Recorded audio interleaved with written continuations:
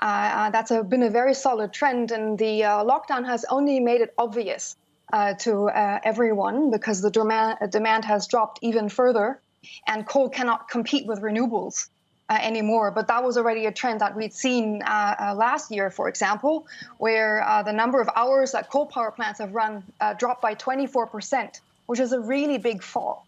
And we're seeing an acceleration, and something that's happening in Europe, that's happening across the world. In the US, is the exact same trend. I mean, there are some European countries still quite heavily dependent on coal, Poland, for example. But what are some of the factors that are seeing countries rely less on it and changing to other alternatives? Renewables have become a lot cheaper to build. They're cheaper to operate. They've become a lot more efficient as well.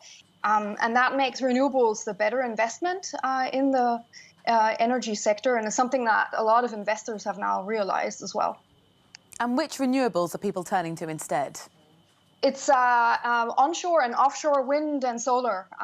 Those are the big winners, and we've really seen also record use of solar and wind in our electricity grids, which has been really quite promising to see how our grids are able to handle a really high share of renewables. We call this the glimpse of the postcards of the future of renewables powered system.